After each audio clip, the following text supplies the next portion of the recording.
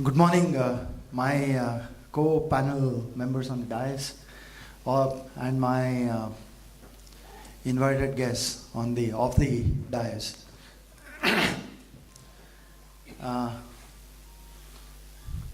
Skills and vocational education is probably assuming a lot of importance in the current scenario.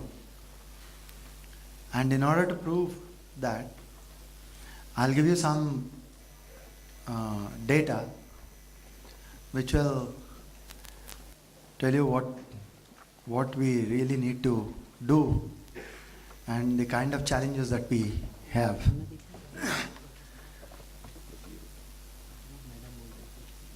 The first part is 2008 data. It has manifold increased in the succeeding 3 years' time. But however, 2008 data says that we had about 157 lakh students appearing at 12th standard on an all India basis. And we had about 217 lakhs appearing for 10th standard in that year. Approximately 50% of them have cleared 10th and 12th during those years. Those figures in absolute terms would be much higher now. But the percentages of passing would be more or less similar. So, forget about the 10th part for some time. 12th, like I said, 157 lakhs appeared and about 79 lakhs passed 12th. Out of those 79 lakh students who passed 12th, 4.5 lakh students went into science stream. And 5 lakh students went into commerce stream. About 10 lakhs went into arts. About 8 lakhs at that time went into so-called technical programs, engineering, architecture, pharmacy, and so on. About 13 lakhs went into some kind of distance learning. And roughly about 6 lakhs went into so-called vocational skills and programs and so on, in whatever way they were available at that time. So which means, out of this 79 lakhs, in order to create a round figure, about 80 lakhs, about 50 lakhs went into some form of higher education after 12th. And the remaining 30 lakhs, we do not know what they were doing. Probably they couldn't get into an institute because there was no opportunity in their location. Migration is not possible for everybody. Probably they didn't have money, the finances required to study further. So they had to work during the day.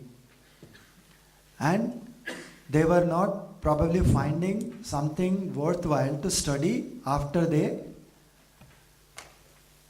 finish off with their work during the day.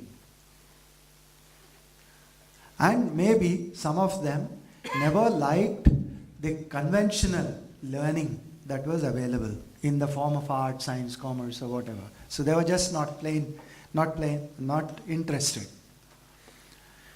Whatever be the reason, you had almost 30 lakh students even in 2008, which I'm sure must have gone pretty high today. That number was not doing anything after 12th.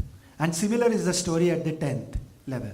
About 50% of them passed, and about 25% of them after 10th, or 30% of them dropped out after 10th.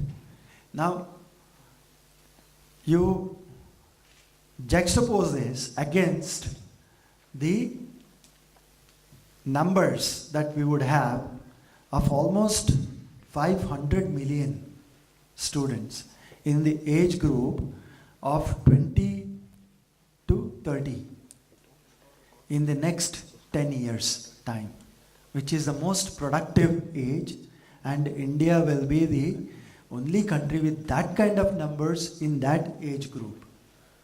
So which means that unless there is something drastic done in this area, this country would have massive problems. There are vacancies, there are all kinds of those problems are all there. I mean, there are n number of problems in the access, equity, quality, and so on. Having said all that, probably the conventional system is not the solution. I mean, that is available to people anyway. The conventional BA program or the bachelor's in commerce or science, engineering, medicine, these are all available. But what happens? Are they sufficient for everybody who comes in the next 5 to 10 years' time? And not the case. So merely having a degree or a diploma is not going to get a job. Having said that, people talk about distance learning and the need for expanding the distance learning base. Obviously, there are limitations, there are some very good methods, the use of ICT, all that will happen, will enhance in quality, in access, and so on. However, a distance learning mode would also give probably a degree or a diploma to a student. Beyond that, what? Are they in themselves sufficient to give employment is the big question. So therefore, what do we need to do? We need to look at a different paradigm, and that of vocational education. And vocational education today, as we understand, is essentially skills. So we have ITIs, we have industrial training institutions, and you have advanced training institutions, ATIs, in many states, where they